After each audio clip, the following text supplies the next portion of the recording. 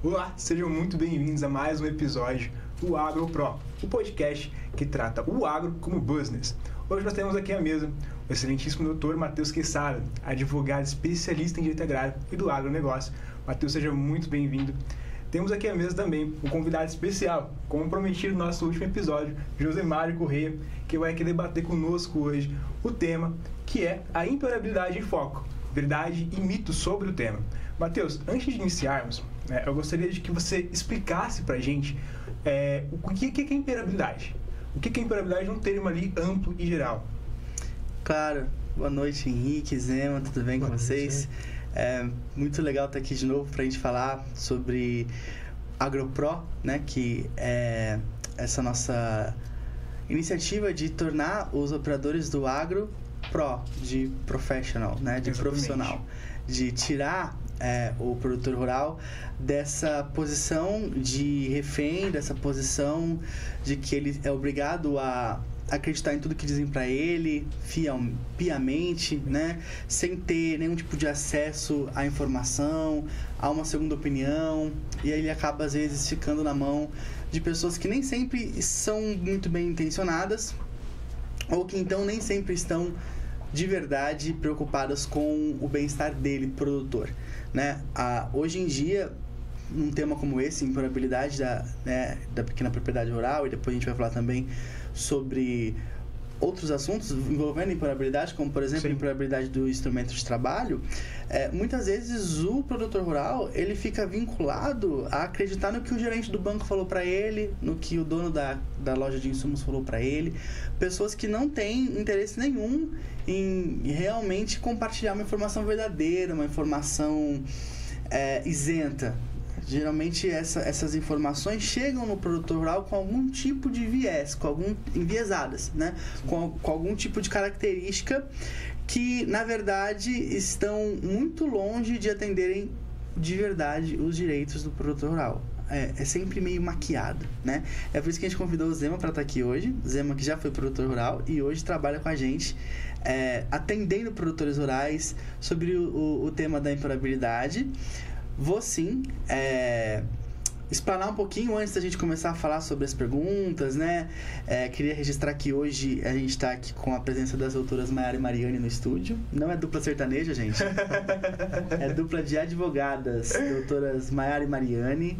É um prazer ter vocês com a gente aqui, né? Nem é sempre que dá certo, né? A gente grava em São Paulo e o escritório fica no interior e elas estão sempre por lá cuidando das demandas. Hoje deu certo delas estarem aqui com a gente. Então, hoje estamos com o estúdio mais cheio do que de costume. E acho que isso vai facilitar que a gente desenvolva a nossa conversa de uma forma até mais amena, né? mais tranquila. Sim. E fique parecendo menos uma aula e mais realmente um bate-papo. A aula deixa pra gente fazer lá na EPAR, né? na escola de profissionalização. Eu dou muitas aulas lá e hoje eu queria ter nesse podcast, nesse lugar, um espaço mais de bate-papo do que de palestra, de aula. Não que a gente não vai compartilhar conhecimento, a gente vai sim. Legal. Né? Zema, antes de eu fazer essa abordagem que o Henrique me pediu, Zema é o Zemário, viu, gente? A gente chama pelo apelido, é o Zemário. Eu queria que você falasse com a gente o que você sente do produtor rural que você atende lá no escritório, que você está no nosso departamento de atendimentos, né? Você faz as ligações, você responde, né, as perguntas. Eu queria que você falasse pra gente do que você sente, assim, dessa dor do produtor que hoje ele não, mesmo existindo a internet, é difícil para ele encontrar uma informação confiável, né? Porque tem muita fake news, tem muita gente, como eu disse, compartilhando informação enviesada, né? Ou seja, compartilha aquilo que é interessante para ele, né? E você já está no escritório há algum tempo, né? Há 2 anos já. Há 2 anos, lidando diretamente com os produtores rurais. E eu queria que você compartilhasse com a gente quais são assim, as maiores dores, como é que esse produtor costuma chegar no escritório. Enfim, compartilha com a gente um pouquinho da sua experiência nesses 2 anos que você está com a gente lá na Sequeira Advogados. Então, quando eu faço o contato, né, via telefone, que eu ligo para as pessoas, né, e aí eles começam a contar as histórias dele, como é que não é, né. às vezes eles têm muita dúvida, né? Porque a gente atende em 18 estados do Brasil praticamente, né? E às vezes está longe, né? Então eles ficam naquela assim que teria que ser presencial, né? Então a gente acaba explicando, né, que o nosso trabalho depois da pandemia ele ficou globalizado, né? Então não há essa necessidade de você estar fazendo tudo presencial, né? Hoje as audiências são todos online e o nosso trabalho também são online, né? O próprio processo corre online, né? Exatamente. Então, depois que a gente conversa com o produtor, a gente fala referente aos 18 estados, né? Então, ele passa a ter um pouco mais de credibilidade, né? E a gente vai mandar, por exemplo, a CNPJ, os dados, né? A gente compartilha. E aí, ele passa a ter essa credibilidade, né? Porque, de imediato, assim, eles ficam na dúvida que, é um golpe, né? Sim, você compartilhou com a gente uma coisa muito, muito interessante, né? Eu estava falando sobre a necessidade, às vezes, a dificuldade de compartilhamento de informação, e o Zé Mário falou sobre uma outra questão, que é o quê? Além da informação ser difícil de chegar limpa, de chegar desenviesada, de chegar realmente imparcial, tem a questão da dificuldade, às vezes, do produtor rural em lidar com essa parte tecnológica, não é? E também de conseguir confiar que alguém que ele não viu presencialmente, né? Não tá ali, não apertou a mão, né? Não tem o tal do fio do bigode, porque não tem o bigode, no caso. E aí, eu queria que você compartilhasse com a gente, Zé, já que você tocou nesse assunto, a diferença de quando esse produtor chega no escritório, assim, primeiro mês dele sendo atendido pela gente, e depois ali de 3, 4 meses que ele já sentiu que não era um golpe, já sentiu que realmente a gente tem esse feedback de entrar em contato com ele toda semana. Como é que você sente essa diferença, assim, do produtor nessa jornada dele dentro do escritório, desde o seu primeiro contato com ele até depois um contato já que ele já virou um cliente fidelizado? Ah, sim. Primeiramente, quando ele entra em contato com a gente, às vezes até chegar o momento da gente assinar o contrato mesmo, né? Às vezes vai 1 semana, 2 semanas, às vezes, né? Para ele ter ele consultar, ele ter essa credibilidade, ele ver nas matérias. Eu queria falar com o Dr. Matheus, aquele do vídeo. Não, nós somos uma empresa, uma equipe, né? Sim. Especializada, entendeu? Não tem como ele atender 18 estados ao mesmo tempo, Nós né? não somos um exército de um homem só. Exatamente. Uma banca de advocacia enorme. Temos muitas pessoas, todas com o mesmo nível, o mesmo padrão de atendimento. Então ele é apenas o criador, o que aparece na frente dos vídeos, tal. E nós estamos aqui nos bastidores executando, né?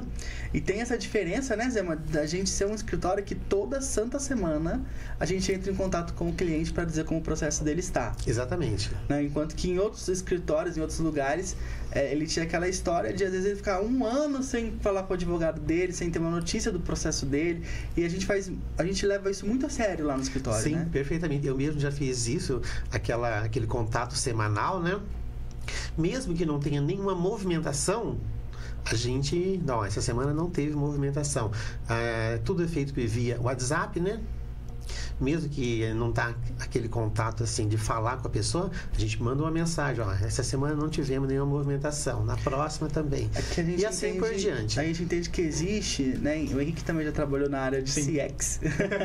A gente entende que além do fator jurídico, existe o fator psicológico, o fator emocional, e que a gente quer atender o cliente não só como escritório de advocacia, não só como aquele que vai resolver o problema dele, mas se eu for demorar, vamos supor que um processo demore 1 ano para acontecer, para terminar, para sair sentença, enfim. O que eu quero enquanto advogado é que ele não fique esse 1 ano num martírio para daqui 1 ano resolver o problema dele. Eu quero que durante esse 1 ano ele tenha paz, ele saiba que o processo dele está tramitando da melhor forma possível, ele saiba que tem alguém cuidando do processo dele.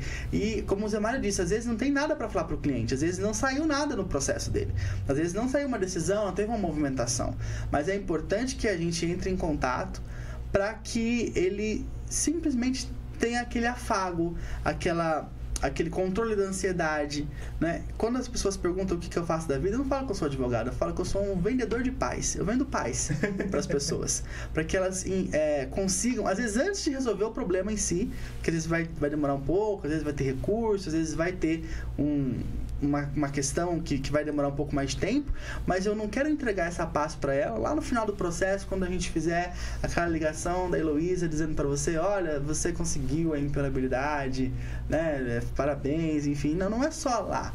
Não é só daqui um ano. Começa desde o começo. Como a Mara disse, no dia que assina o contrato. Assinou o contrato, eu quero que você se sinta amparado. Então, dentro da Custódia Cassada Lima Advogados, dentro da Cusca Link Company Consultores, você vai se sentir amparado desde o momento em que a gente pede um documento. Né? Então, a forma de pedir um documento é diferente, a forma de explicar para o cliente por que é que eu preciso daquele documento é diferente. O cliente da CQL Advogados, ele é um cliente que ele entende do processo dele. Ele não é um cliente que ele deixou o processo lá no escritório, ele não sabe o que está acontecendo, ele é um alienado, ele não sabe... Não, ele sabe de cada andamento, ele sabe de tudo que acontece, ele sabe por que acontece, ele sabe quais são as chances daquilo acontecer ou deixar de acontecer. Então, isso é muito importante, por isso que a gente trouxe o Zema hoje aqui para contar essa experiência, né? Compartilhar um pouco com a gente, né? Um pouco dia a dia do experiência do cliente, né? Vamos entrar então no tema, impenhorabilidade em foco, verdades e mitos sobre o tema. Vamos. Bom, bora lá. Impenhorabilidade é o quê? Impenhorabilidade é um instituto de direito que diz exatamente que um bem impenhorável, ele não pode sofrer penhora. Ele não pode ser usado para o pagamento de uma dívida. Então, é bem básico isso, acho que é bem tranquilo, né? E essa impenhorabilidade, ela existe em vários pontos dentro do direito. Em várias áreas do direito existe impenhorabilidade. Então você vai ouvir falar de impenhorabilidade lá no direito tributário, você vai ouvir falar de impenhorabilidade lá no direito civil, você vai ouvir falar de impenhorabilidade lá no direito de família, você vai ouvir falar de impenhorabilidade até no direito penal. Você vai ouvir falar sobre esse tema. Por exemplo, uma execução de multa de uma pena em pecúnia, enfim. Você vai ouvir falar sobre impenhorabilidade em vários lugares. E aqui que está o problema. Quando eu falo em penhorabilidade, eu preciso entender que impenhorabilidade não é um termo só. Existem muitos tipos de impenhorabilidade. É como se eu te ligasse, né, e falasse assim para você: oi, aqui é o Matheus. Se você não reconhece a minha voz, se você não tem contato comigo todos os dias, Matheus da onde? Matheus de quê? Não é isso que a gente faz quando a gente não conhece muito bem? Então, impenhorabilidade é um termo que a gente tem que usar desse jeito. Impenhorabilidade do quê? Impenhorabilidade de onde? Impenhorabilidade de quem? Não basta eu falar a palavra impenhorabilidade. Eu preciso que quem está nos ouvindo agora entenda muito, muito isso aqui. Não basta eu dizer impenhorabilidade. Eu preciso dizer impenhorabilidade do bem de família. Aí é um tipo de impenhorabilidade. Eu preciso dizer empenhorabilidade da reserva do mínimo legal. Aí eu tenho que dar nome e sobrenome para as coisas. Como diria a doutora Kátia Hanaraka, um beijo. Tá? Eu tenho que dar nome, tudo tem nome e sobrenome. Estou aqui parafraseando a doutora Kátia Hanaraka. Inclusive, em agosto, se Deus quiser, vamos consultar com ela. Não basta dizer impenhorabilidade. É como se eu chegasse em você...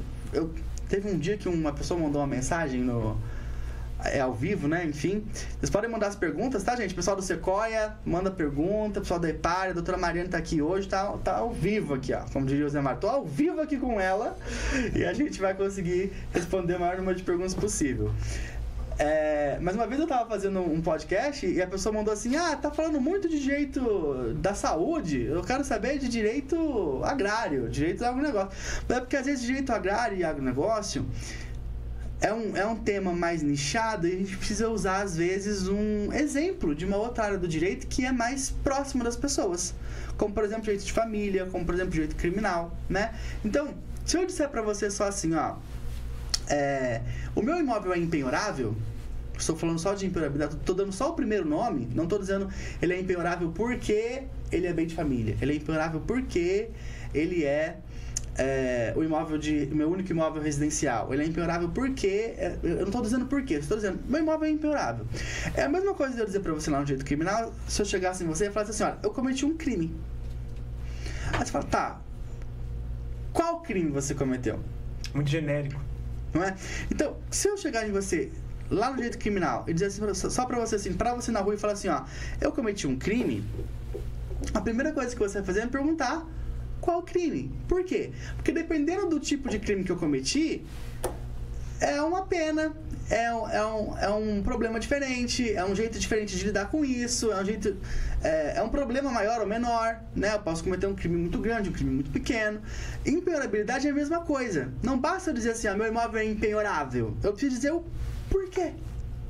É como se eu dissesse, eu matei uma pessoa, eu estou te dando o nome do crime, não é? Que eu cometi. Aqui eu preciso dizer a mesma coisa, eu preciso dizer assim, meu imóvel é empenhorável porque trata-se de uma pequena propriedade rural. Então, aqui eu tenho uma descrição, um sobrenome. Sim. E dentro da pequena propriedade rural nós temos um problema específico. Porque a pequena propriedade rural, ela pode ser empenhorável por duas maneiras. Existe a empenhorabilidade da pequena propriedade rural, que vem lá da lei do bem de família. Essa é que todo mundo conhece. Falar assim, é empenhorável porque é bem de família. É um termo muito conhecido, usual no direito e no dia a dia, na hora de conversar com as pessoas, tá? Então, existe sim a empenhorabilidade da pequena propriedade rural do bem de família e existe a empenhorabilidade da pequena propriedade rural da Constituição. Então, a mesma coisa eu falar pra você, eu cometi um crime, tá? Qual? Eu matei alguém, tá? Como?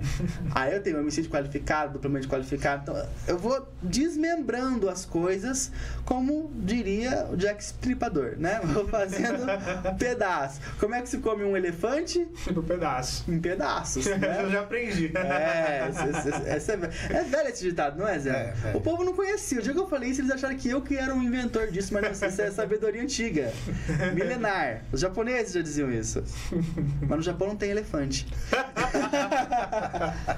E mesmo nos lugares que tem elefante, não se come elefante. Então não é importante saber por que se come elefante, mas é importante saber por que é que a sua propriedade é empenhorável.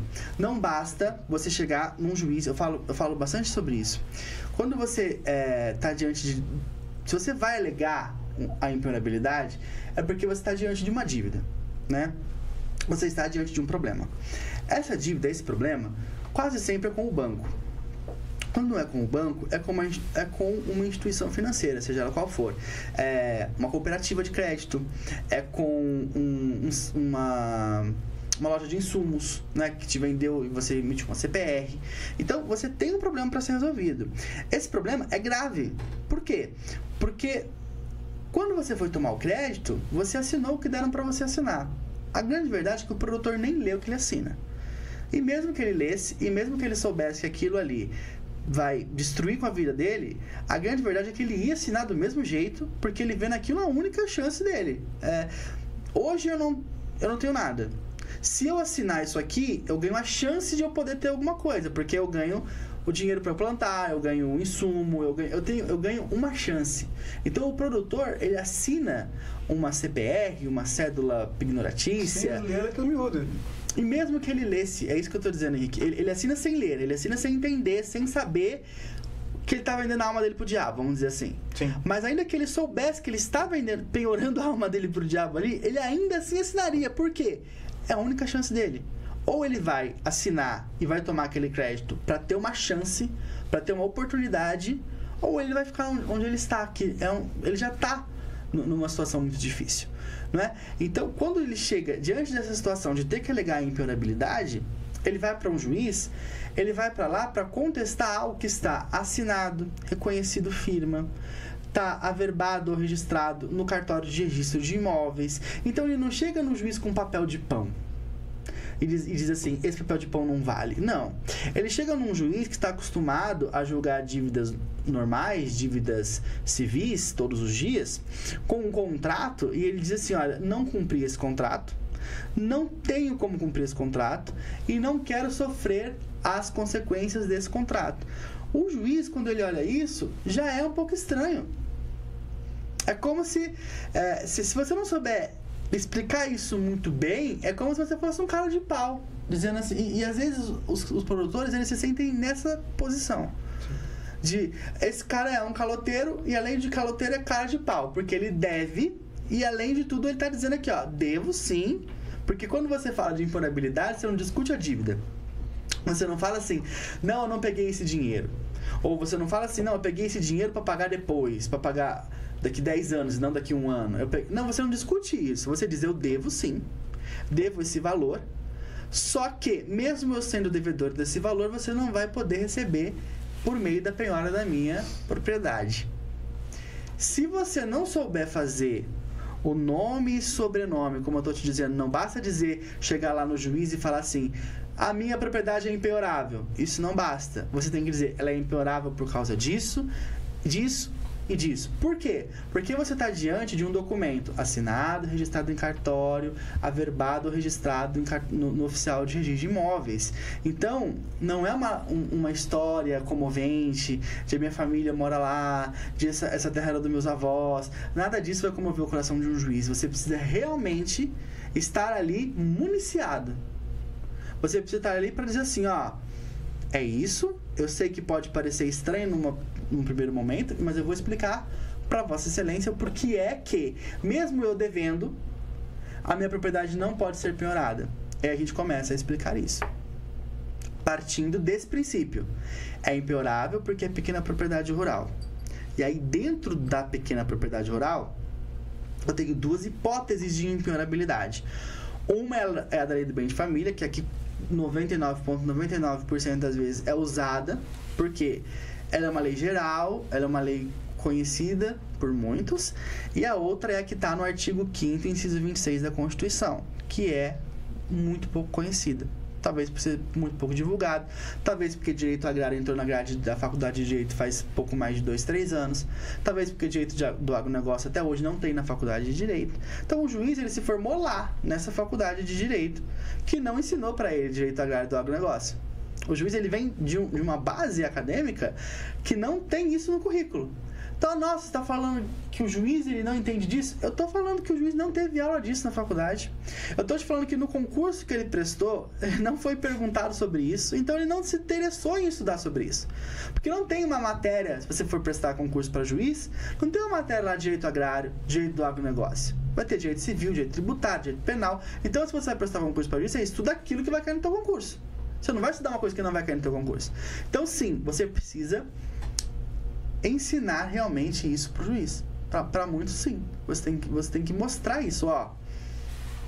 Eu tenho uma propriedade, ela é pequena e ela é impenhorável. Por quê? E aí você tem que dizer o porquê. Quando você diz que o porquê... Tá bombando aqui o grupo, hein? O que tá acontecendo? Tá muita pergunta, doutora Mariane? Vou responder, gente. Vou responder as perguntas, fiquem tranquilos. Vai acontecer aqui. Bora lá. Já vou ler aqui as perguntas. Eu dizia, se eu vou dizer para o juiz, a minha pequena propriedade é impenhorável, porque ela está amparada pela lei do bem de família, porque ela é um bem de família, eu vou ter então que cumprir os requisitos que estão lá nessa lei que eu estou indicando. Se eu estou dizendo, não pode penhorar porque a lei de bem de família diz que não pode penhorar, então vamos ler essa lei de bem de família.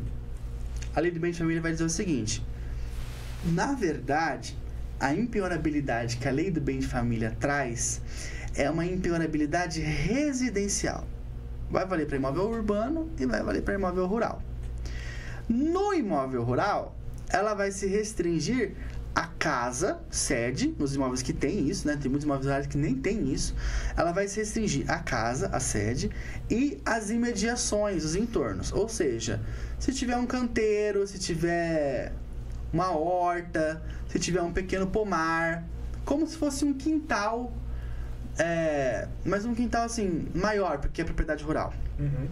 Mas eu não estou falando de muitos alqueires aqui. Eu estou falando de uma impenhorabilidade que foi pensada para resguardar a residência, não a subsistência. Então a impenhorabilidade do bem de família nada mais é que uma impenhorabilidade que só resguarda ali a casa. A casa em si. Entendeu, Zema? Sim. Então, é a casa, independente se ela é urbana ou rural. Por quê? A lei do bem de família não é uma lei específica de direito rural. Ela é uma lei geral. Ela é uma lei genérica. Ela é uma lei lá do direito civil. Legislação extravagante civil. Então, quando ela faz essa proteção, ela está protegendo o teto sobre a sua cabeça. Seja ele na cidade, a sua casa, todo mundo sabe, a casa, se você tiver só uma casa, só um imóvel, mesmo que ele seja urbano, ela é impenhorável porque é bem de família, certo? Seja no rural. Então veja, se eu tenho uma propriedade de 10 alqueires, eu vou conseguir a impenhorabilidade dela pela lei de bem de família? Não. O que eu vou conseguir pela lei do bem de família, nesse caso, é a impenhorabilidade da casa que está encravada aí nesses 10 alqueires. O restante, então, da propriedade é penhorada. É penhorável. Se você for fazer, veja bem, se você for fazer a sua alegação baseada na lei de bem de família, a lei de bem de família, ela existe para resguardar a residência e não subsistência. Fora isso, fora o escopo, você tem o problema de que a lei de bem de família, ela diz o seguinte: tem que ser o único imóvel. Único imóvel. Ela não diz único imóvel rural. Ou seja, se você tem uma propriedade rural e tem uma casa na cidade, não é o seu único imóvel, correto? Você tem 2 imóveis, um rural e um urbano. Então, a partir do momento que você tem 2 imóveis, a lei do bem de família não resguarda o seu imóvel rural. Veja, outro problema. Mais um problema. A lei do bem de família, ela vai dizer o seguinte: você tem que morar na casa. Nossa. Então, tem que ser o seu único imóvel. Você tem que morar na casa com a sua família. E se esse imóvel tiver aí 5, 10, 15 alqueires, você não vai conseguir a impenhorabilidade sobre os 5, 10, 15 alqueires. É só sobre o miolinho ali. A casa, o quintalzinho, se tiver uma cerquinha. Máximo uma chacrinha aí, vamos pôr aí, uns 1.000 metros quadrados, uma coisa assim. Outra coisa, a própria lei do bem de família vai dizer que se a pessoa deu aquela propriedade em garantia da dívida, ela abre mão da impenhorabilidade. Então, se você foi no banco, pegou um crédito, 200, 300, 400 mil reais, e colocou como garantia desse crédito a sua propriedade, a própria lei de bem de família está dizendo que se você coloca a propriedade em garantia, você está abrindo mão da impenhorabilidade. Garantia, leia-se, hipoteca ou alienação fiduciária. Agora veja, como essa lei não tem nada a ver com o que a gente está falando aqui. Por quê? Primeiro, o cara que procura a gente não está procurando resguardar só a casa. Ele quer resguardar a propriedade. Ele não está atrás só da casa.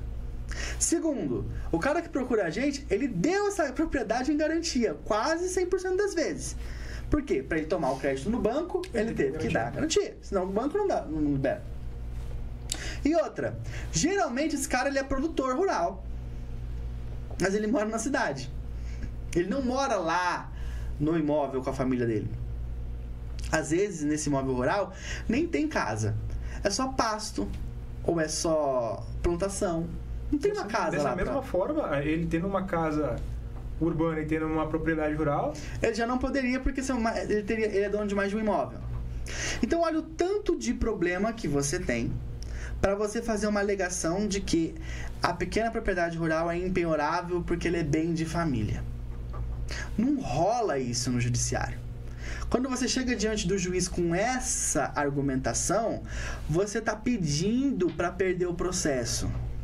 E aí é por isso que eu venho um monte de gente me encher o saco no Facebook depois, falar pra mim assim: mas eu conheço um monte de gente que perdeu a propriedade.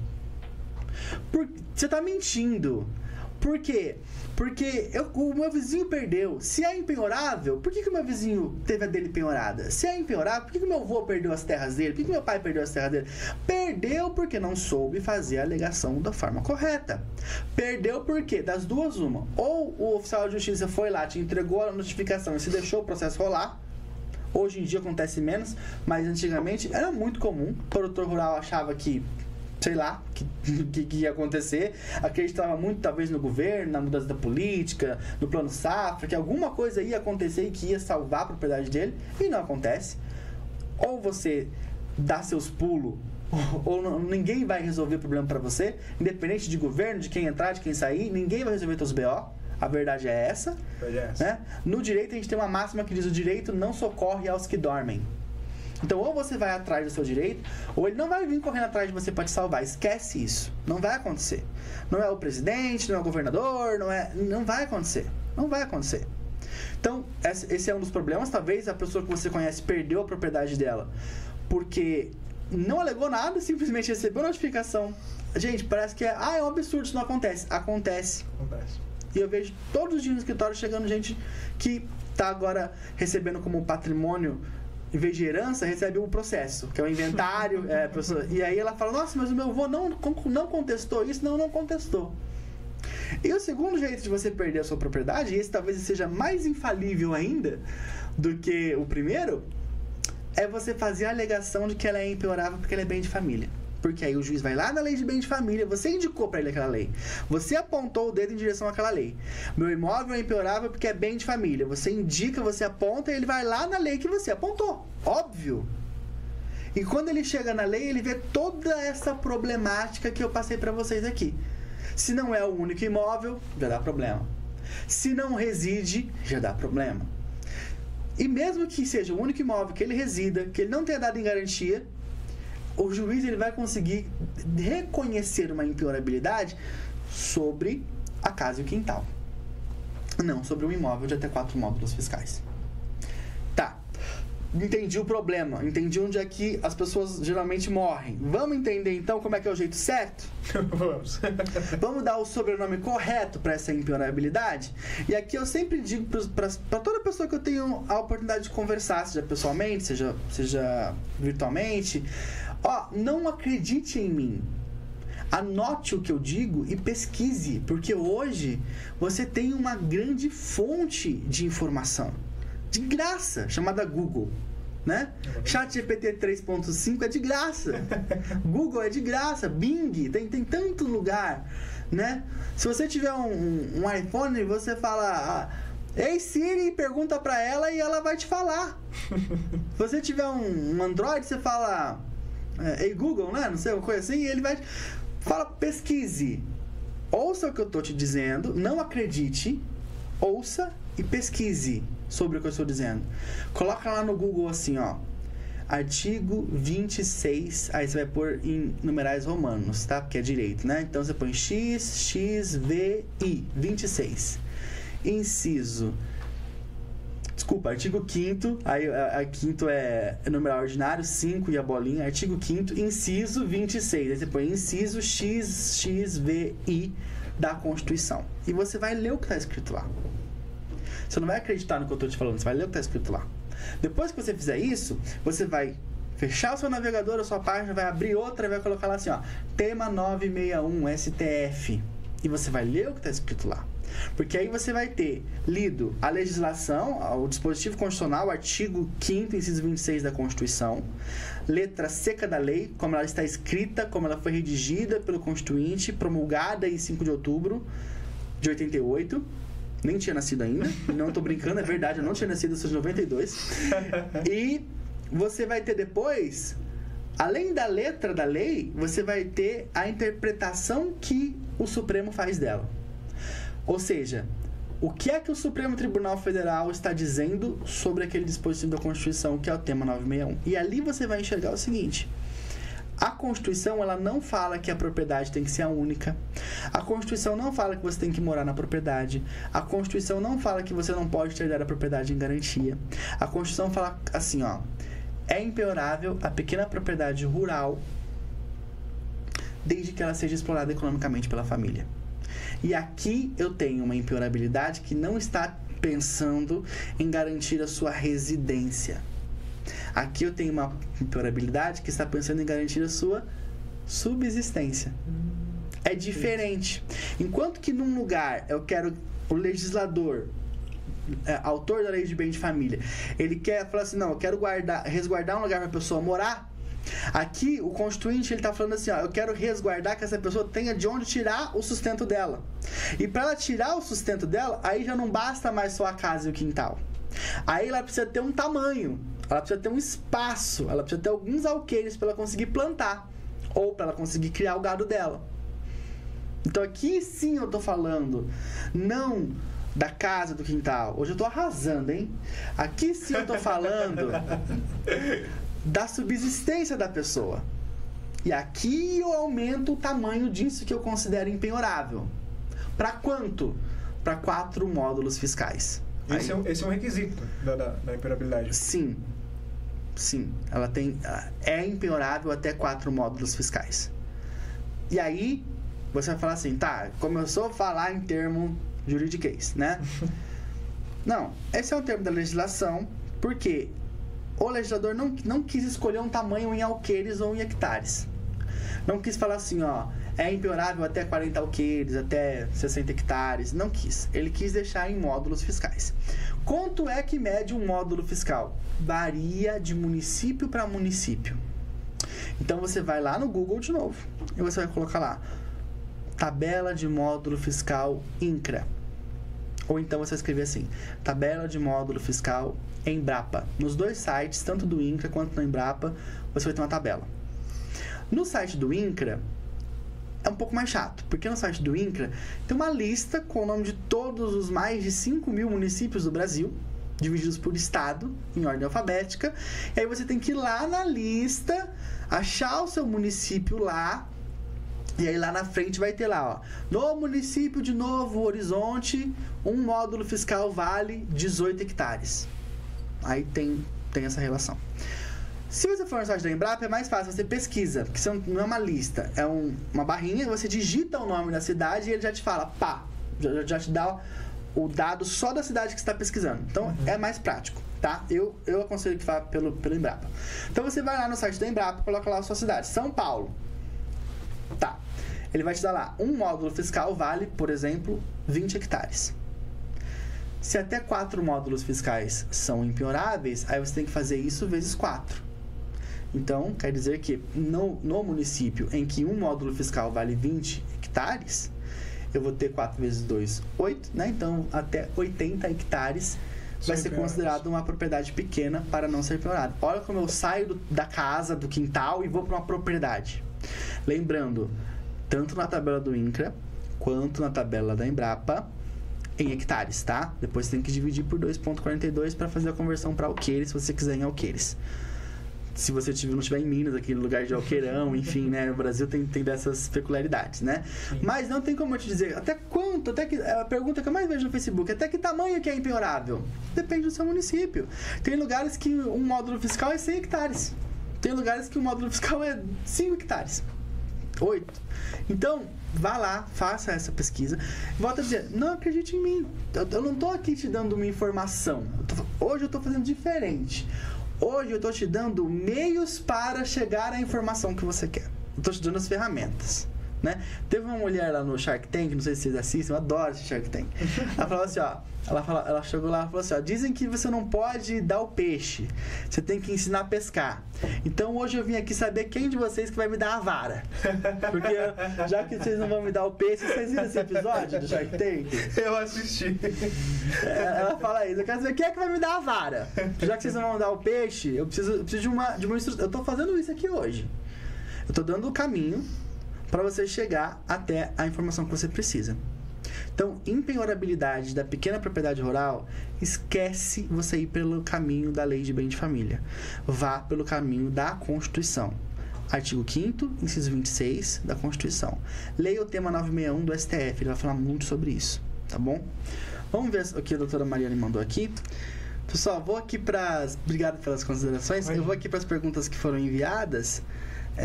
E depois o Henrique vai fazer alguns sorteios aqui. Eu acho que a gente não vai conseguir sortear tudo hoje, mas vou tentar fazer um pinga-fogo, assim, sabe? Isso aí, porque eu acho que a gente deu um bom embasamento teórico, né? Então, perguntando aqui, Antônio Carlos Augusto, de Diamantino, Mato Grosso. Um abraço pro Mato Grosso. Doutor, essa live ficará gravada? Ficará gravada. Depois a gente vai compartilhar com vocês, tá? Carlinhos Augusto, qual o tempo que leva... Antônio Carlos é aluno nosso da EPAR. Olha! Depois vamos falar da EPAR.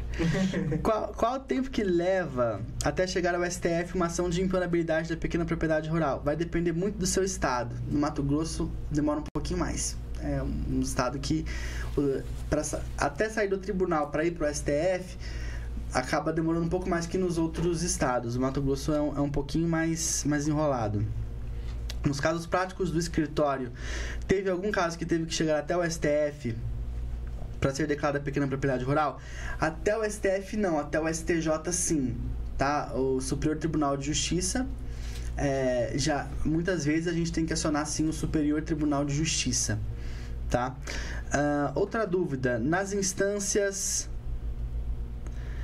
de primeiro grau, já reconhece ou na maioria dos casos sobe para o segundo grau? Mais uma vez, depende do estado.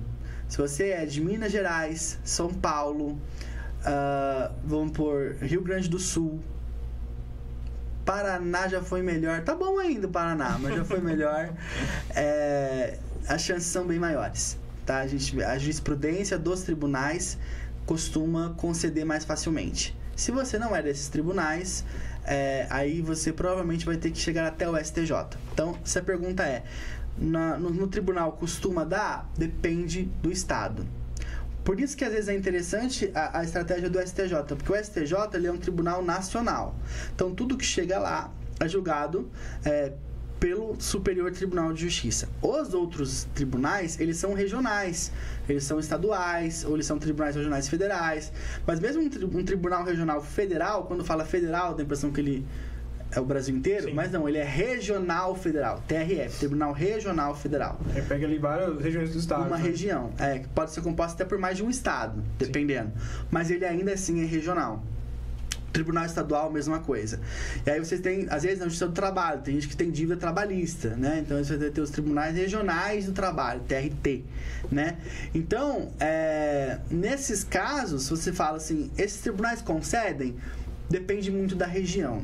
Porém, quando chega no STJ, o entendimento ele é mais unificado, porque o STJ ele julga a nível Brasil, tá? Então, dependendo da sua região, pode ser que você tenha mais facilidade em já conseguir logo no tribunal, no segundo grau, às vezes o juiz de primeira instância. Hoje mesmo eu vi no escritório, nós tivemos reconhecimento de uma imperabilidade. Heitor? Isso. Heitor, você tá vendo a gente aí? Olha, quem sabe, você nem sabia ainda, porque eu vi agora no final da tarde, eu vi isso. E às vezes tá recebendo a notícia assim, pá, né, na cara, né? Mas hoje teve uma imperabilidade reconhecida no escritório, é de Santa Catarina, eu nem citei aqui o Tribunal de Santa Catarina, é um bom tribunal também, já direto o juiz de primeiro grau, concedeu na primeira instância. Acontece bastante, sim, tá? Em alguns tribunais mais que em outros. Geralmente, tribunais das regiões Sudeste e Sul são melhores para esse tipo de concessão. Já de cara pelo juiz ou já de cara no próprio Tribunal de Justiça ou no Tribunal Regional Federal. Porém, se você não tem a sorte de estar em uma dessas regiões, isso não significa que você não tem chance. Só significa que vai demorar um pouco mais, porque vai ter que esperar chegar no STJ, vai ter que subir uma instância a mais, né? Um grauzinho a mais, né? dentro do recurso. Vamos lá.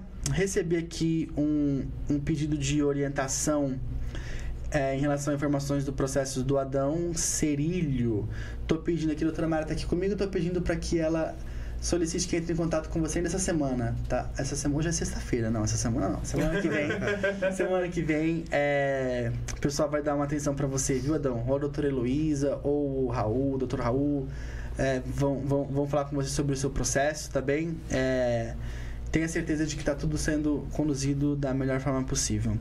Outra pergunta, do Carlinho Augusto. Se a área é arrendada para terceiro e é de até 4 módulos fiscais, o arrendamento que recebe é para a subsistência do arrendador, é tranquilo o êxito na alegação da imperabilidade da pequena propriedade rural? A jurisprudência entende que, uma vez comprovado que o arrendamento é utilizado para subsistência, a propriedade pode ser sim considerada também impenhorável, ainda que os donos da propriedade não trabalhem pessoalmente nessa propriedade, ainda que ela seja arrendada, tá? Existe sim jurisprudência no Superior Tribunal de Justiça sobre essa possibilidade. Deixa eu ver mais aqui. Valcir Abrão, Caetano. Sou de Santa Catarina. Pra Santa Catarina. Minha propriedade de 12 alqueires está penhorada. Um cidadão comprou 50 novilhas, pôs no escrivão e não pagou. Penhorou o sítio e perdi todos os recursos. Agora quer fazer o leilão. O que eu faço? Esse valendo. Então, nesse caso, eu preciso que você entre em contato para que a gente analise, como você falou de um caso muito específico aqui, a gente precisa ver esses recursos todos que você disse que já perdeu, se ainda existe a possibilidade, se a gente ainda consegue fazer isso. Porque às vezes, o que pode ter acontecido? Volto a dizer, estou falando aqui em suposição, porque eu não estou vendo o seu processo aqui, tá? Alvacir Abrão Caetano, de Santa Catarina. Não estou vendo o seu processo, então vou falar em tese, tá? Pode ser que todos esses recursos que você perdeu sejam porque você fez pedidos de impenhorabilidade baseados na lei de bem de família. Se todos os recursos que você perdeu são baseados na lei de bem de família, pode ser que a gente consiga entrar com um segundo processo em a parte, pedindo o reconhecimento da impenhorabilidade agora baseado em outra legislação, na Constituição Federal, como eu estou explicando aqui. Então você precisa entrar urgente, já estão pedindo para fazer o leilão, né? Você precisa entrar urgente em contato com a gente. Pode ser pelos 0800, doutora Mariane? Vou deixar o telefone. Então. Ela vai deixar o telefone aí para vocês. Nos comentários aí, entre em contato para que a gente possa analisar o seu processo, ver o que de fato foi falado, o que de fato foi alegado. Não sei se já é cliente nosso ou se não. O Heleno não é cliente, não. Não, Alvacir. Não, de baixo é o Heleno. O Heleno. O Alvacir é cliente? Ou não? O Alvacir não. Também não? Então, vocês precisam entrar em contato com a gente, porque eu preciso olhar o seu processo, Heleno, para ver se no seu processo foi alegado do jeito certo ou do jeito errado. E se for do jeito errado, a gente pode entrar com um processo à parte chamado incidente, né? Um incidente, ou mesmo uma ação declaratória, uma ação totalmente por fora, uma ação declaratória de impenhorabilidade da pequena propriedade rural para fazer essa alegação do jeito certo e aí sim te dar a real chance de ter a garantia desse... Olha, falei de Síria, claro, a minha Síria ligou aqui. A real chance de ter esse leilão revogado. Acontece todos os dias no escritório da gente receber cliente que está com o leilão marcado e a gente conseguir desmarcar o leilão. Acontece todos os dias no escritório da gente ter clientes que teve a terra já leiloada e a gente conseguir fazer a anulação desse leilão. Acontece sempre. Então, vai depender muito do caso a caso, tá? Como é um caso muito específico aqui o seu, existe o direito, mas como você está dizendo que já perdeu todos os recursos, a gente precisa olhar esses recursos, como é que eles foram feitos, o que foi alegado. Aqui eu tô como se fosse um médico que está dando um diagnóstico sem olhar o exame. Eu preciso olhar esse exame antes para poder realmente bater esse martelo em relação a isso. Bom, acho que terminou aqui as dúvidas do pessoal. Então bora para as perguntas de sorteio? Que o pessoal que está chegando hoje, a gente tem uma dinâmica, né, que a gente sempre sorteia ali algumas perguntas sobre o tema do episódio, né? E aqui eu vou ler uma pergunta sobre o tema para o Dr. Matheus. Tenho até medo. Não, fica tranquilo. Dr. Matheus, além da propriedade, tem mais alguma coisa que não pode ser penhorada para o pagamento de dívidas? Tem, por exemplo, os instrumentos de trabalho. A gente falou sobre isso na nossa última live. Sim. E sobre a necessidade da gente entender que instrumento de trabalho do produtor rural não é só a enxada, não é só o facão, não é só a ordenhadeira, é o pulverizador, é o trator, é a caminhonete, né? Às vezes ali a Hilux, a Amarok, a colhedeira. Né? Então, nada desses itens pode ser penhorado, porque são instrumentos de trabalho. Não é? Então, além da pequena propriedade rural não poder ser penhorada, esse tipo de implemento, de ferramenta e até de veículos, trator, caminhão, porque tem o pessoal dos grãos, dos citros, né? Precisa do caminhão para fazer o transporte, né? São instrumentos de trabalho, portanto, são impenhoráveis. Tudo isso para manter a subsistência, né? Sim, essa questão de manutenção da subsistência e não só da residência, como acontece lá na impenhorabilidade da lei do bem de família. Então, lembra que eu te falei lá? Te falei não, né? Falei isso 10 vezes aqui hoje já. Que impenhorabilidade tem nome e sobrenome. Sim. Um abraço para a doutora Kátia Hanaraka. Nome e sobrenome. Então, No caso da pequena propriedade rural, é a impenhorabilidade da pequena propriedade rural baseada no artigo 5º, inciso 26 da Constituição Federal. Esse é o nome. Nesse caso, desses casos que eu estou te falando aqui, é a impenhorabilidade dos instrumentos de trabalho baseado no artigo 833 do Código de Processo Civil. Esse é o nome inteiro. Entendi. Tá? Então, são dois institutos totalmente diferentes, por isso que eu disse que a gente não pode só falar impenhorabilidade. É um termo muito aberto, a gente precisa deixar isso mais claro, isso mais fechado, isso mais conceituado, tá? Como diria meu ex-professor de história do colégio, não confunda conhaque de alcatrão com catraca de canhão. O nome é parecido, mas são coisas totalmente diferentes. Sim. Perfeito, Matheus. Vou passar para a próxima. A gente está com um tempo um pouquinho curto. Vai dar tempo. Hoje eu tô um canhão. Hoje o Matheus está arrasando. Doutor Matheus, depois da penhora, ainda dá tempo de salvar a propriedade? Dá tempo sim. Inclusive, às vezes, depois do leilão acontece. Né? O que fica complicado depois de assinatura de carta de arrematação. Ainda existe uma possibilidade, mas as chances elas vão diminuindo, Henrique. Existe uma grande chance, se você fizer esse pedido, às vezes até antes mesmo de vencer a dívida. Depois de vencida a dívida, existe também chance. Depois de vencida a dívida e o processo de execução já ajuizado, existe chances. Depois de vencida a dívida, o processo de execução ajuizado, leilão marcado, existem chances. Leilão marcado e bem arrematário, existe chance. Leilão marcado e bem arrematado, carta de arrematação assinada, a gente pode ver perdas e danos. Existe sim essa possibilidade. Só que as suas chances, elas vão diminuindo. É como um paciente de câncer, você entende? Quando ele começa o tratamento mais precocemente possível, as chances de sobrevivência dele são sempre muito maiores. Quando você começa antes, né? Você faz o tratamento preventivo, você começa antes. Quanto mais você vai deixando a doença agravar, se alastrar, piorar, existem chances de vida, tanto que você faz tratamento, mesmo que você descubra uma doença, né? Aí eu fazendo de novo a equiparação lá na saúde, mas é para que as pessoas entendam. Sim. Né? Então, existe sempre a chance, mas quanto mais você vai deixando essa doença se alastrar e criar uma metástase, mais difícil fica, mais caro fica, né? Porque o escritório vai ter que, às vezes... Já aconteceu um caso, eu tenho que parar o escritório todo porque chegou um cliente hoje o leilão dele é hoje à tarde. Chegou de manhã. Tem que parar tudo e sair correndo. O preço é diferente para essa pessoa. Claro que tem que ser, né? Então, assim, vai ficando mais caro, mais difícil e com menos chance. Mas existe possibilidade. Sempre existe. Matheus, mas pela forma como ele deu bem garantia, altera essa chance dele salvar a propriedade? Por exemplo, como esse bem garantia como hipoteca ou como alienação fiduciária? Ou as mesmas chances continuam as mesmas? As chances, Henrique, são as mesmas. Dele dar em hipoteca ou dele dar em alienação fiduciária. Porém, a rapidez é que aqui muda. Enquanto que na hipoteca é o juiz que vai ter que marcar um leilão, então aí depende de judiciário, vai demorar mais para que essa doença se alastre e chegue numa situação. Na alienação fiduciária, não depende de fórum, é o próprio cartório de registro de imóveis que marca esse leilão. Então, assim, se eu entrar com uma ação declaratória de impenhorabilidade de um bem que foi dado em garantia de hipoteca, eu tenho chance. Se eu entrar com uma ação declaratória de impenhorabilidade de um bem que foi dado em garantia de alienação fiduciária, eu tenho chance. A mesma chance. Porém, se eu perder a liminar numa hipoteca, eu tenho certeza que o juiz não vai marcar o leilão enquanto eu não tiver o recurso analisado, enquanto eu vou mover o processo. Lá na alienação fiduciária, como não depende de juiz, as coisas elas vão acontecendo. Então eu fico muito mais na dependência de uma liminar, eu fico muito mais na dependência de conseguir algo rápido. Então, a grande diferença nesses casos é o timing.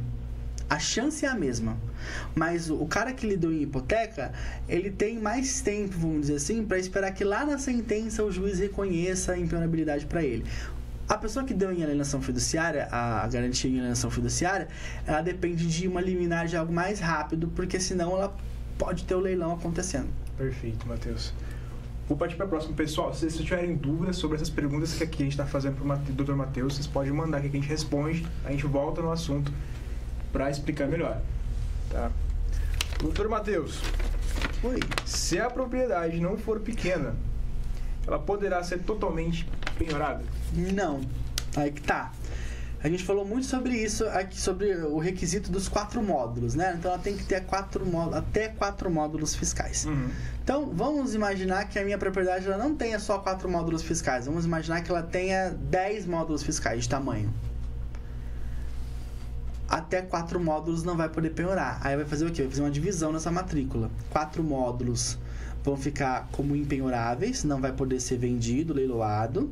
E os outros 6 que extrapolam esses 4 módulos serão leiloados, porque não são impenhoráveis.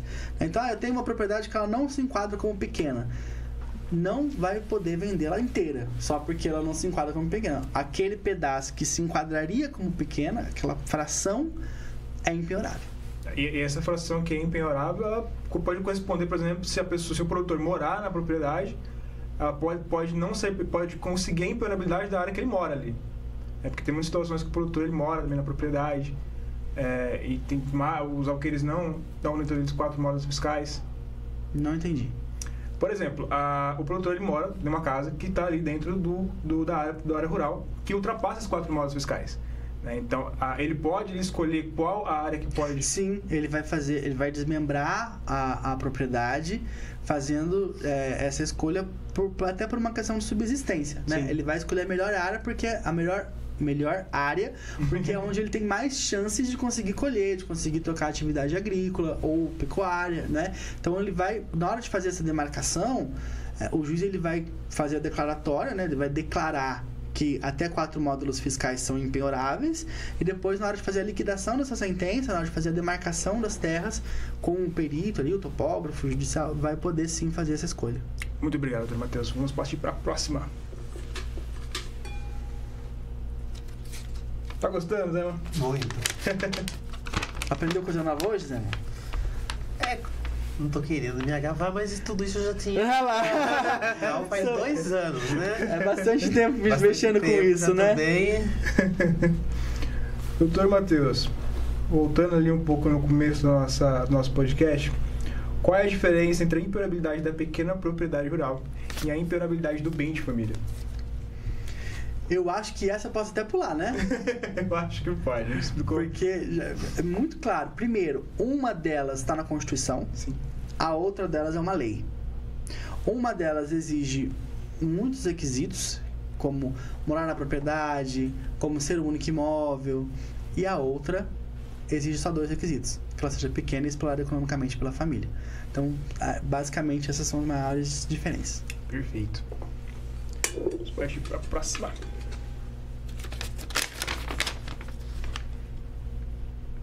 Olha, doutor Matheus, é preciso morar na propriedade para que ela seja considerada impenhorável? Não é requisito nem que exista casa na propriedade para que ela seja considerada impenhorável. Pelo artigo 5º, inciso 26 da Constituição.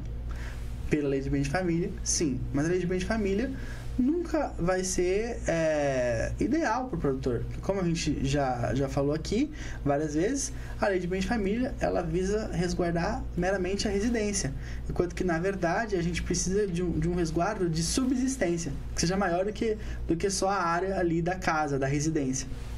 Ele não preenche esse requisito, né? No caso se ele for, né, para a lei de bem de família, ele vai ter que preencher, mas no caso da Constituição Federal, além dele não ter que preencher esse requisito, não ser necessário, pode nem existir uma residência na propriedade. Pode ser uma propriedade terra nua, que a gente fala, ou com né? galpão, ou com alguma... Que não seja uma residencial, né? Que seja uma construção, uma benfeitoria de alvenaria, tal, de tábua, mas que não residencial. Já tive muito cliente que me procurava assim: doutor Matheus, eu vou construir uma casinha de tábua lá só para falar que eu moro lá, só para o juiz acreditar que eu moro lá. Não há essa necessidade, porque morar no imóvel não é um requisito da impenhorabilidade da pequena propriedade rural lá do artigo 5º. Morar no imóvel é requisito da impenhorabilidade da lei de bem de família. Porém, se você construir uma casinha de madeira e for fazer essa alegação, o juiz ele vai te dar a impenhorabilidade da casinha de madeira e do pedacinho que você construiu ela. Não vai te resolver nada. E provavelmente, mesmo que você tenha feito a casinha, você já deu a propriedade em garantia também, que também não vai te resolver nada. Então, não fique procurando por artifícios, por jeitinhos. Faça a coisa da forma correta. Procure um advogado especialista e faça a alegação da forma correta, que é pela Constituição e não pela Lei de Bem de Família. Já que temos o amparo, sim, vamos partir para a próxima.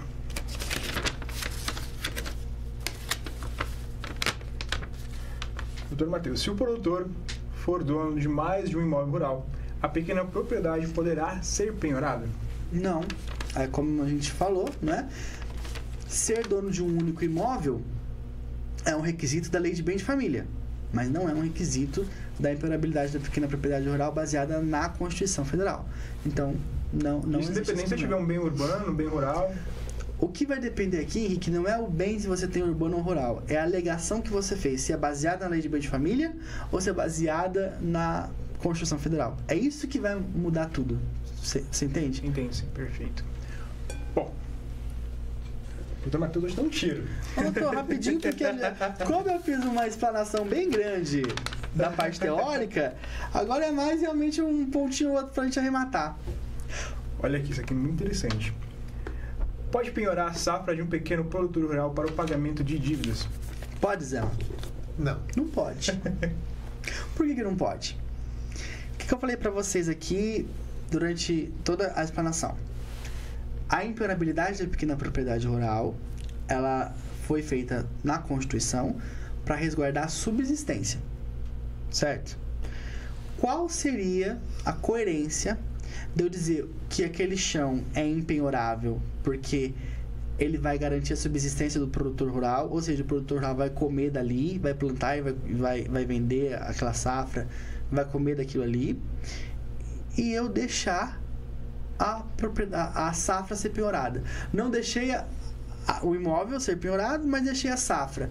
Garantir subsistência? Não garanti subsistência. Porque eu continuo sendo dono do imóvel, mas aquilo que o imóvel produz estão penhorando. Então, eu não estou sobrevivendo do imóvel, né? Então, como a garantia da impenhorabilidade da pequena propriedade rural, ela é para garantir subsistência não só do produtor, como do núcleo familiar dele, ainda que ele não more lá, porque não é para garantir residência, é para garantir subsistência. Então, não seria nada coerente se fosse possível a penhora da safra ou do gado, do que está em cima, né, desse chão. Em termos técnicos, eu não gosto de usar termo técnico, mas aqui eu vou usar. Em termos técnicos, a gente diz assim, ó, a pequena propriedade rural é impenhorável, assim como os frutos da pequena propriedade rural são impenhoráveis. Então, aquilo que é produzido, aquilo que vem da exploração da pequena propriedade rural é impenhorável. Perfeito, doutor Matheus. Partindo para a próxima, nós temos aqui: se a propriedade for dada em garantia da dívida, isso exclui o direito do produtor rural de pedir a impenhorabilidade da pequena propriedade rural? Volta aquele assunto que a gente estava discutindo. O que importa não é se ela foi dada em garantia ou não. O que importa é se você está fazendo uma alegação baseada na Lei de Bem de Família ou baseada na Constituição Federal. Para a Lei de Bem de Família, importa muito, porque a lei diz é impenhorável, salvo se for dado em garantia. Ou seja, se você deu em garantia, aquela lei não vai te salvar. Para a Constituição, não. A Constituição, ela não vai trazer essa possibilidade. Porque a Constituição... Aqui eu vou entrar num termo um pouco mais técnico. Dentro da Constituição, a gente tem um pedacinho da Constituição que é chamado cláusula pétrea. Esse pedacinho da Constituição, que são alguns artigos que estão ali na Constituição, que são chamados de cláusula pétrea, eles são assim o coração da Constituição. O que seria uma cláusula pétrea? O coração da Constituição. Uma cláusula pétrea é aquilo que é o coração da Constituição, ou seja, você não vive sem um coração. Por exemplo, o que é importante? Tudo que está na Constituição é importante, senão não estaria da Constituição. Assim como todos os órgãos do seu corpo são importantes, correto? Se não fossem importantes, Deus não teria colocado ele dentro de você, certo? Mas você vive sem o baço, não vive? Se você fizer uma operação? dá para você substituí-lo. Você vive sem uma vesícula. Acho que seu baço não vive, né, Mariana? Eu fui aqui buscar aqui a informação. Não, pelo amor. Sem um rim você vive. Vamos. Sem um rim você vive. Gente, agora eu fui longe.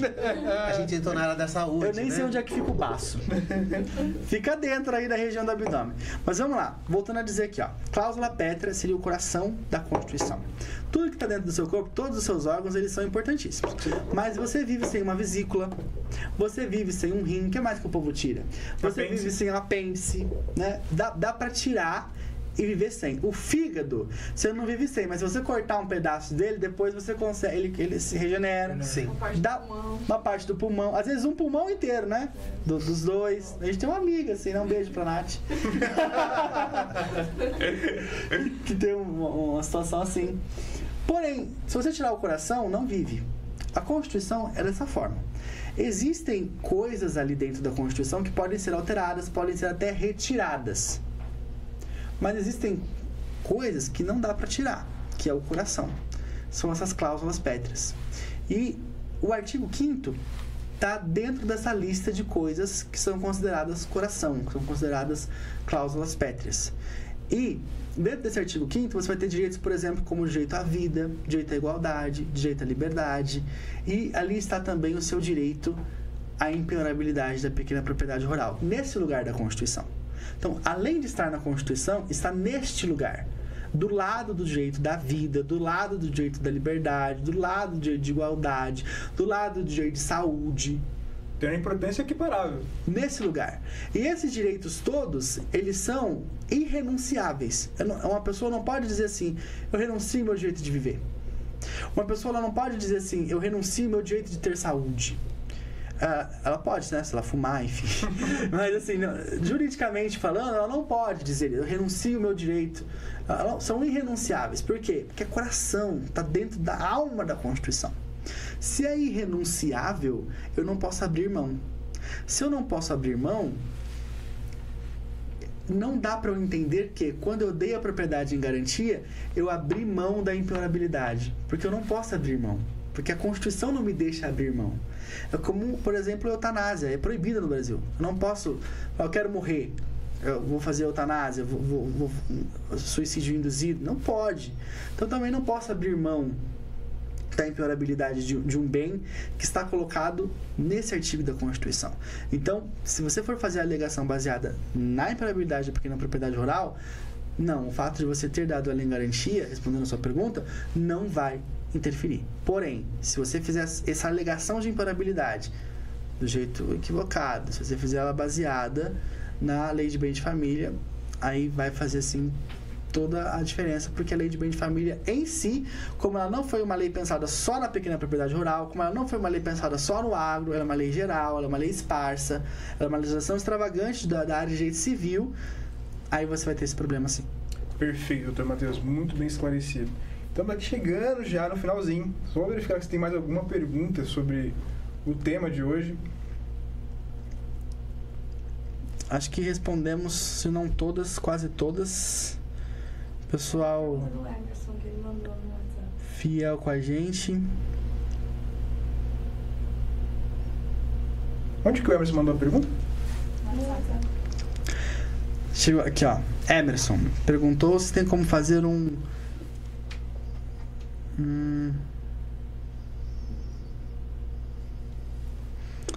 Carlinho Augusto, a primeira que coloquei no chat. Carlinho, faz de novo a pergunta, porque o chat ele vem rodando. Se você tem alguma dúvida, escreve de novo pra gente aqui que a gente vai responder sim, tá? Faço questão de responder. Vamos ver a do Emerson aqui, ó. Perguntou se tem como fazer um bem bolado quando as cooperativas não querem liberar o crédito por conta da dívida e se tem como entrar contra eles no processo para que liberem um valor, já que estão tentando penhorar os frutos mesmo antes de plantar. O produtor precisa desse crédito para plantar e conseguir pagar, né? Emerson, existem algumas linhas de crédito que elas são subsidiadas por iniciativas federais, não é? E em cima dessas linhas de crédito específicas, uma vez que o produtor cumpra os requisitos da linha de crédito, o crédito tem que ser liberado. Só que aí você vai ter que analisar se essa cooperativa específica com a qual você está trabalhando, se ela trabalha nessa linha de crédito subsidiada ou se ela trabalha com o que a gente chama de funding próprio, ou seja, dinheiro dela que ela empresta. Se é dinheiro dela, ela pode ter os requisitos diferenciados. Agora, se ela faz isso utilizando de subsídios do governo federal, como Plano Safra, enfim, entre tantos outros subsídios existentes, aí, uma vez que o produtor cumpra requisitos objetivos, específicos em lei, específicos em manual de crédito rural, por exemplo, em resoluções da CVM, da CMN, do Banco Central, do próprio Ministério da Agricultura, em algumas questões, MAPA, né, Ministério da Agricultura e Pecuária, aí sim, mas para que você tenha essa certeza, você vai precisar primeiro entender de onde vem o crédito, se é de funding próprio ou se é de funding subsidiado. E depois disso, né, de você entender isso, você precisaria pegar esse regulamento e analisar se no seu caso concreto você cumpre todos os requisitos. Em cumprindo, aí sim, poderia sim fazer esse pedido. O Carlinho Augusto mandou de novo a pergunta dele aqui? Ainda não? Temos uma do Fernando. Fernando Otto.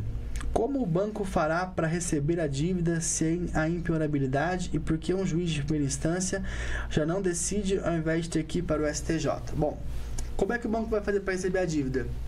Problema dele. A grande verdade é essa. O que acontece, Fernanda? A gente está falando aqui, o tema hoje aqui é impenhorabilidade, não é a resolução da dívida, tá? Então, assim, a resolução da dívida aí seria por acordo, por negociação, por prescrição, por alongamento, né? A gente pode fazer depois, um outro dia, uma live de alongamento para resolver a dívida.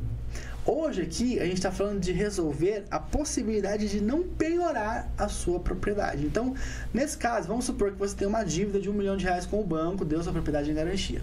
Você contrata o escritório para fazer a alegação de impenhorabilidade, né? O escritório, uma vez que ganhe o processo, o juiz vai dizer assim, ó, essa propriedade é impenhorável, ou seja, você não pode leiloar essa propriedade para pagar a dívida. Ele não está dizendo que a dívida não existe. A pessoa continua com a dívida. A questão é, eu tenho a dívida, mas eu não vou perder o patrimônio para pagar essa dívida. Quando acontece isso, o banco ele percebe que ele não vai conseguir receber de você. Por quê? O patrimônio que você tinha era aquela propriedade e o juiz já falou que aquela propriedade não pode pegar. Aí o que ele faz? Posso usar um termo bem vulgar? Fica à vontade. Ele abre as pernas. É vulgar, mas não tem. Tô falando pra você aqui de prática, tá? Não tô fazendo um podcast técnico, né? Se eu estivesse aqui fazendo uma consulta, um parecer jurídico, nunca usaria um termo desse. Mas tô falando... Sim. É um bate-papo, não é? Então, é isso. O que acontece? Quando o banco percebe que a única garantia de recebimento da dívida dele foi tirada porque o juiz falou, não, essa aqui é impiorável, ele tem que abrir as pernas, aí ele tem que te dar um desconto enorme, aí ele tem que dividir em várias vezes, pra ver se ele vai conseguir receber de ti, porque ele sabe que se ele não fizer isso, o que vai acontecer? Ele vai ficar sem receber, porque depois de 5 anos aquela dívida vai prescrever e ele não vai conseguir receber nada, nem o pouquinho que talvez ele consiga fazer um acordo. Então ele vai te procurar, geralmente, para fazer um acordo muito bom, parcelado, enfim, com bastante tranquilidade. Por que é que o juiz de primeira instância já não dá de cara? Porque é um entendimento, como eu te disse, o juiz ele não estuda sobre isso para prestar concurso, né? E é um entendimento dele, pessoal. Agora, quando você vai para nível de tribunal, para nível de STJ, aí é um entendimento da jurisprudência, aí é um entendimento da corte. Aí não é o que um juiz pensa ou o que um desembargador pensa. Aí é o entendimento do Superior Tribunal de Justiça, que tem como função institucional e constitucional unificar a aplicação da lei federal no Brasil. Então aí realmente você tem um entendimento único. Fora esse âmbito do STJ, tanto nos tribunais regionais, quanto nos tribunais estaduais, quanto nos juízes de primeiro grau, eles podem e eles decidem de acordo com as experiências pessoais deles. Aí é uma opinião pessoal. Por isso que às vezes a gente tem esse tipo de problema. Bora lá, gente. Só vou molhar o bico aqui. Carlinho mandou aqui, ó. Mesmo que houve o leilão e expediu o auto de arrematação, o produtor preenche todos os requisitos. TENCAF e as declarações dos vizinhos que reconhecem que seu trabalho de familiar é de subsistência. Aí, nesse caso, eu acho que eu cheguei a responder, talvez não tenha ficado bem esclarecido, mas eu cheguei a dizer que, nesses casos, é preciso analisar o caso em concreto, o caso do processo, para avaliar se seria, como já houve a arrematação, tem que avaliar se é mais viável do ponto de vista de ter mais chances de se conseguir a anulação desse leilão, ou se a gente consegue perdas e danos, que é o quê? Se o banco leiloou um imóvel que não poderia ter sido leiloado, ele causou perdas e danos na pessoa que era dona daquele imóvel. Então ele vai ter que ressarcir esses danos. Inclusive, em alguns casos, os juízes entendem que até danos morais por conta dessa perda. Então aí você teria o jeito do ressarcimento do imóvel, do valor do imóvel, né? Não necessariamente o valor que ele foi leiloado, porque a gente sabe que às vezes no leilão ele é leiloado abaixo do valor de mercado, às vezes é 50% do valor de mercado. A gente não está falando desse valor do leilão, a gente está falando do valor real do imóvel. E ainda as perdas e danos. O que as perdas e danos elas envolvem? Os danos morais, por todo o constrangimento, toda a situação que foi gerada, causada, e também o que a gente chama, vou usar um termo técnico, acabei de usar um termo chulo, abri as pernas, agora vou usar um termo técnico. Aí a gente chama de lucro cessante, ou seja, você tinha aquele imóvel, você poderia ter produzido nele como ele arrematou, tirou de você aquele imóvel indevidamente, você deixou de poder plantar, deixou de poder colher, deixou de poder ter o seu gado, então você deixou de ganhar dinheiro. Então o banco tem que te ressarcir o valor de mercado do imóvel, não o valor de leilão, o valor de mercado do imóvel, o que você deixou de ganhar por esse período que ele tirou, se ele vier, né, a tirar o imóvel de você, e danos morais. Então precisa analisar o caso em concreto para avaliar, no seu caso concreto, se é mais interessante, mais viável continuar fazendo uma defesa no sentido de anular o leilão, de fazer o leilão voltar atrás, ou se devido às circunstâncias é mais viável ir para essa questão das perdas e danos, que é o ressarcimento do valor do imóvel, mais os lucros cessantes, mais os danos morais. Fechou?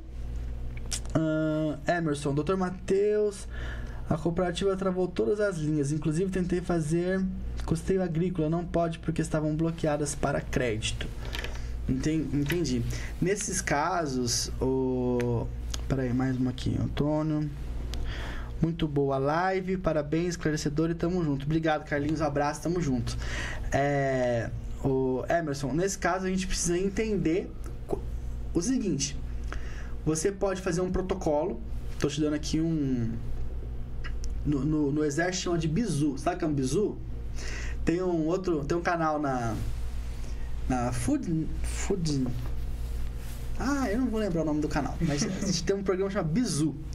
E no exército, o bizu é uma dica. Vou te dar um bizu, vou te dar uma dica, vou te dar uma dica mesmo que fala, não, um conselho. Um conselho. O advogado dá conselho, não dá dica. Para com isso. Quem dá dica é a mãe de Ná. A Fafá Scarpa. Eu dou parecer. A Fafá Scarpa, inclusive, muito boas as dicas da Fafá Scarpa. Eu dou parecer, né? Então eu vou te dar um parecer, uma consulta aqui, de graça, bizu na faixa.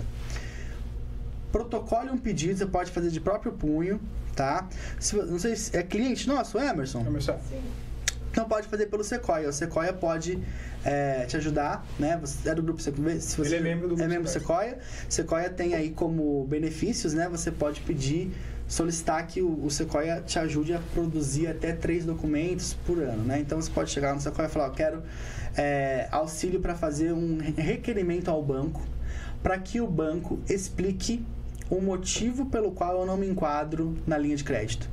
Então não basta dizer, o seu empréstimo foi negado. Não, eu quero que ele explique por que é que o meu empréstimo foi negado, né? Aí você vai fazer o requerimento, você pode fazer de próprio punho, venha solicitar que seja esclarecido o motivo da negativa do meu empréstimo. Pode fazer simples, ou pode entrar em contato com o Sequoia. O Sequoia faz uma coisa um pouco mais elaborada, mais técnica para ti. E, tô falando agora no Rio Grande do Sul, que às vezes eu atendo tanta gente do Rio Grande do Sul que eu começo pra guria, pra ti. Um abraço pro Rio Grande do Sul, amo o Rio Grande do Sul. o Sequoia pode fazer para ti esse pedido, né? E você vai lá e protocola, e aí o banco vai ter que te responder qual é o requisito da linha de crédito, o banco, a cooperativa, enfim, a financeira, que você não cumpre e por isso é que ele não vai te dar o crédito solicitado. E aí a gente, com a resposta do banco, você pode devolver esse documento para o escritório, a resposta do banco, e a gente vai analisar pelas resoluções, né, dos órgãos de fiscalização e controle, se aquela negativa, se você realmente não cumpriu o requisito, se aquela negativa realmente está de acordo ou não, e aí a gente consegue te ajudar, de repente, até a ajuizar uma ação, ou uma ação de obrigação de fazer, que seria o banco ser obrigado a conceder o empréstimo, ou uma ação indenizatória. Aí tem que discutir porque é caso a caso, né? São questões que realmente dependeriam de uma consulta, de algo, né, mais concreto. Finalizamos? Sim, não é só agradecer. Emerson, um abraço, querido. Que isso? Estamos aqui para isso. A gente vai conversando, vai se ajudando, né? O AgroPro é isso, é um canal aberto, tem essa via social de difundir informação, não é só para marketing, não é só para utilizar depois para recortes em redes sociais, não, é realmente para que a gente tenha essa possibilidade de, às vezes, se eu não consigo sentar cliente por cliente, cada um individualmente, mas eu consigo sentar aqui hoje, uma vez por mês, e conversar com vocês. É uma oportunidade, gente. E difundam isso. Eu acho que os clientes usam pouco esse canal, esse lugar. Tanta gente, como diz a Mara, queria conversar com o Matheus, né? Cara, uma vez por mês eu tô aqui no podcast para conversar contigo. Vocês que não conversam não vem falar comigo, né? Então venham aqui. Eu tô aqui, todo mês tô aqui, a gente faz a divulgação, a gente divulga nos grupos, divulga no Instagram, divulga no Sequoia, divulga no EPAR, divulga no Seja Agro, divulga em todo que é lugar, né? Só que aí a pessoa, não sei se ela acha que é gravado, se ela acha que... é verdade, eu tô aqui, ó, são 19h27 da noite, aqui, horário de Brasília, né? Tem cliente no Mato Grosso, lá não deve bater o horário. Eu tô aqui e eu respondo, vocês viram que eu respondo todas as perguntas. O Carlinho até puxou minha orelha, falou: a primeira pergunta que eu mandei não respondeu, manda de novo que eu respondo. Tô aqui. O Emerson perguntou, tal. A gente viu aqui um bizu para poder ajudar gente, tô aqui. Entendo que o AgroPro é isso, é esse canal, é esse contato direto. Às vezes alguns clientes reclamam que não conseguem esse contato direto comigo, que só conseguem falar com assessoria, depois a gente vai ver já quando é que vai ser o outro podcast, mas todo mês é sagrado. Eu não pulo um mês sem fazer podcast. Todo mês a gente faz um podcast, que é pra isso. A gente difunde a informação, fala, troca ideia, faz esse bate-papo e eu falo diretamente com você. Eu respondo as suas perguntas. Só mandar aqui, doutora. Se eu não ver, a doutora Mariana me manda e a gente responde. Um abraço, obrigado, Zema. Obrigado, Henrique. Obrigado, Maiara, Mariana, João, que hoje está aqui com a gente fazendo a transmissão no estúdio. Muito obrigado. Gostei bastante do que a gente conseguiu desenvolver hoje aqui. Hoje talvez eu fiquei um pouco menos apegado nas perguntas e mais na parte teórica, mas é porque fazia bastante tempo que eu não dava um aulão. Falei que não ia fazer aula, eu fiz aula. O professor tem disso, gente. É o vício da profissão, né? Dou aula na EPAR, dou aula na escola de profissionalização. Vamos falar de EPAR, Escola de Profissionalização da Atividade Rural. Se você não está na EPAR, você está perdendo bizus como esse aqui. Toda semana. O preço é ínfimo, R$ 79,90. Não vou falar de R$30 mil aqui não, Zé Mário. R$ 79,90, gente, por mês. Para você ter esse nível de informação. Quem é aluno EPAR... E outra coisa, a EPAR é tão boa que não tem cláusula de fidelidade. Se você não gostar, no mês seguinte você pode simplesmente cancelar. Não tem multa, não tem nada. Fala assim, não gostei. Tá bom, a gente se garante que a gente é bom, a gente não precisa pôr multa para você ficar. Então, entre em contato com a doutora Mariane, deixou aí um número, né? Fala, eu quero ser membro da EPAR. Ou, se você é cliente da CQL e ainda não é membro da Sequoia, se inscreve na Sequoia. Você viu? O Everson acabou de ganhar aqui uma ajuda nossa que a gente vai fazer para ele, se ele entrar em contato com a gente. É de graça. Já tem uma reunião semana que vem. Tem reunião? O Emerson? Lá, pronto. É de graça, entendeu? Então, é reunião pelo Sequoia? Aquela consulta com a Heloísa. Então, é de graça, é um benefício que vocês têm. Participem do podcast de graça para falar comigo pessoalmente, de cara a cara. Então, vamos entender melhor o como a gente vai utilizar as ferramentas que o escritório está disponibilizando. Vocês conseguem sim falar diretamente comigo aqui nesse canal. E o Sequoia sou eu. Eu juro por Jesus o Cristo que sou eu pessoalmente que faço as consultas. Eu que escrevo, eu que pesquiso os pareceres, não tem só a minha assinatura, sou eu quem faço cada parecer do Sequoia. Cada modelo de contrato, já me pediram o modelo de contrato do FICA, eu fiz o modelo de contrato do FICA. Modelo de contrato de arrendamento, eu fiz da Sabrina. Vou falar, eu fiz o contrato da Sabrina. É o Remi ou o Romi que pediu o contrato do FIC? Remi que pediu o contrato do FIC. Eu que fiz, Remi, do teu modelo de contrato do FIC. Você falou que vai esperar um pouquinho para te mandar. Tá pronto. Eu que fiz. Então, de verdade, gente, são canais que a gente veio desenvolvendo. O escritório já tem 5 anos de atuação. E a gente veio percebendo que estava ficando um pouco distante de vocês. Havia um pouco dessa questão, e a gente está se aproximando cada vez mais com o EPAR, com o Sequoia, agora com o AgroPro, e a gente está aqui realmente para ser solução para vocês, tá bem? É isso. Zema, dá um tchau aí pro pessoal. Boa noite a todos, né? A paz do Senhor. A paz do Senhor. Né? Muito obrigado a todos que nos acompanharam até aqui. Espero vocês no nosso próximo episódio aqui no Agro. Um conteúdo aqui do Dr. Matheus Quesada, que sempre aqui traz conteúdo relevante, muito importante para o agro, né? O agro a gente trata como um negócio business, né? Um negócio business. Tchau, tchau e até a próxima.